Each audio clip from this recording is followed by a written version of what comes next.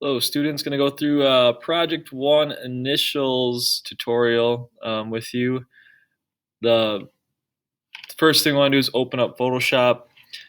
Keep in mind I am on a Mac and you'll probably be on an HP, so I will try to talk in HP terms, but some of the stuff might look a little different on here. So once Photoshop is open, you are going to want to create new, and then find that 8.5 by 11 canvas. You may have it already saved, and if you don't, you can type it in right here, 8.5 by 11.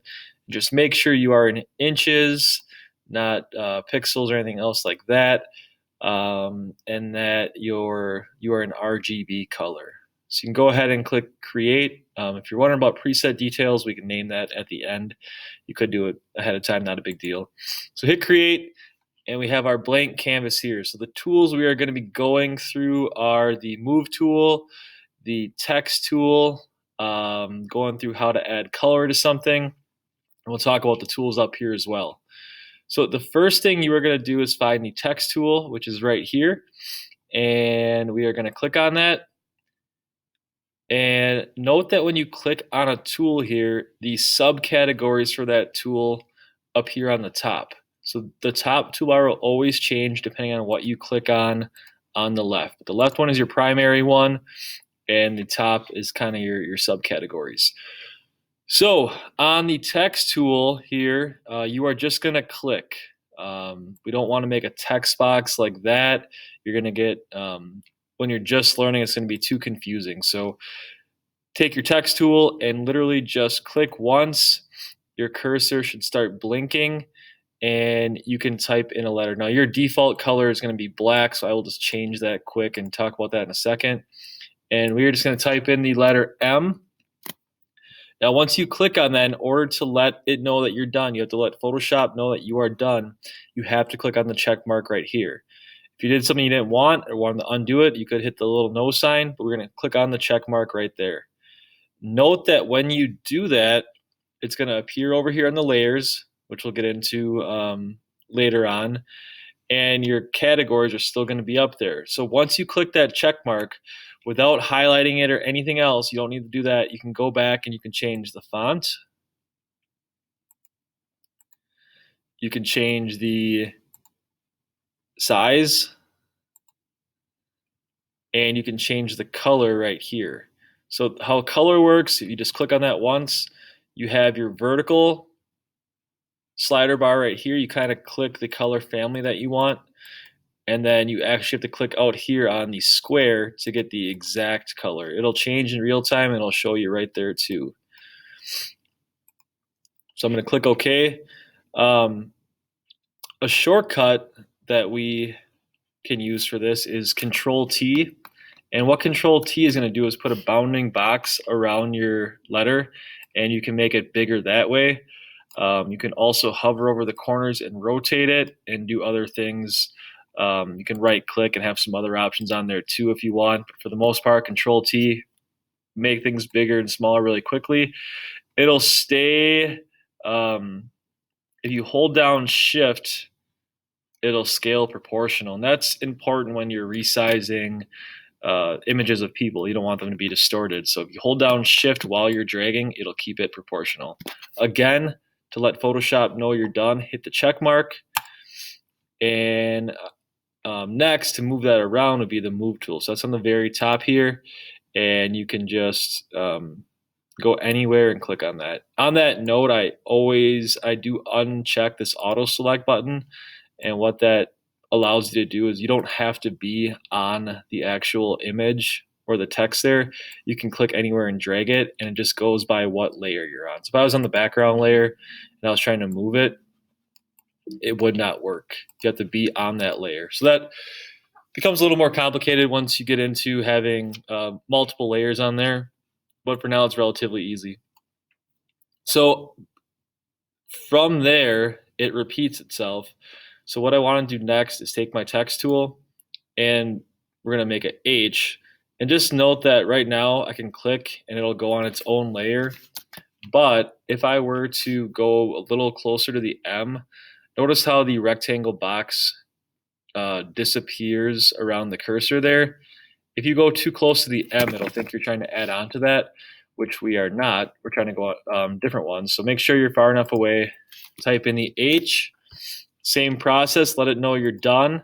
Pick a different font and a different color. And then again, you can use your move tool and place that. Overlap it for this one.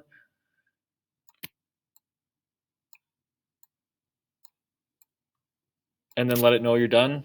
So what I want to talk about now with these two things is just how to move that. So if I'm trying to move the M now, some students starting out get frustrated because they're clicking on the M and it's not moving. That is, if you have this unchecked, which I recommend doing, you just have to be on that layer when you want to move it. The same thing for using Control T to make it bigger and smaller. If you're trying to make the H bigger, you have to be on the H layer and just know where that is at. Why is the H in front of the M? Whatever layer is on top is going to be the most visible. So you could, when students bring in a background for the first time and it covers up the whole screen, they think they lost their M and their H and their S, but really that layer is just on top. So if you drag these around, you can see how they interact differently with each other. And that's all that is right there. So the last letter now is an S. Same process. Click on it, change the font, change the color. And then we're going to bring in a background. On Google, find a picture of your favorite animal. And we're searching on the internet for images. Obviously, go to images, but you can go one step further and go over here to tools and go to size large. What that is going to do is kind of filter out some of the smaller ones on there so we don't get pixely images when we're putting it onto Photoshop. So I'm going to find a picture here. Wait for the loading bar to disappear if it is loading for a while. Right click and go to copy. And then we'll talk about the shortcut to paste. Don't ever try to right click and copy from here. Always click on it so the subscreen pops up. And then go back to Photoshop and you are going to press Control V to paste. So once you have that in, you're going to use the shortcut to make things bigger and smaller, which we just did, Control T, and you're going to make this image bigger. Try to take up as much white space as you can. Even if it extends past that, it's okay. And then let it know you're done by hitting enter or the little check mark up here. And this is where the student, might freak out. They think they lost all their letters. But really, if you look at the layers here, all you have to do is drag down this picture and you'll see that above there. And then for this project, you are ready to save. So we want to save our projects when we are done as a JPEG. A JPEG condenses it, it's smaller, you can email it. You're not going to need Photoshop to view it or open it, so it's completely done. If you were doing a multi-day project where you weren't done at the end of the hour, you'd want to save as a Photoshop document so you can go back in the next day and still have all your layers and all your stuff right where you left it. Once you save as a JPEG, all these layers are gone. It's all combined into one image. So you want to kind of be mindful of where you're at, not accidentally save as a JPEG if you're doing a bigger multi-day project. So it goes File, Save As, and right here is where you actually change the format. So it'll automatically do a Photoshop one if unless you tell it something different. You see JPEGs right here. There's a couple different options. Always do the top one, just the normal JPEG.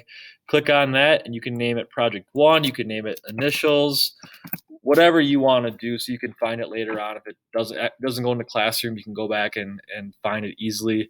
You see a lot of kids just type in a bunch of letters or whatever, and then they have to go back and find it, and they can't do it. So just name it something that you are going to be able to know what it is, and hit save. It'll ask you for a quality thing. not gonna make too big of a difference if we're just putting it into Classroom. I really won't be able to tell too much. If you want to keep her around 8, that's fine. If you wanted to just leave it up, it's gonna take up more room on your computer, but that's okay. Hit OK. It's on there now. So going back into Classroom now, just so you know how to upload it, what you would do here is click on the project. If you went to view assignment, you'd see this video, you'd see some other tutorials. You would have a button here to turn in. I'm the instructor, so I don't have that. And then what you would do is once you clicked on that, you would go into turn in work and find your project that you just saved. So mine is right here, and then you'd open it up, make sure it's in there, and then make sure you also click on turn in. Once you do this once or twice, it'll be super easy. I won't go through it on every tutorial, but just for that first one, I wanted to show you.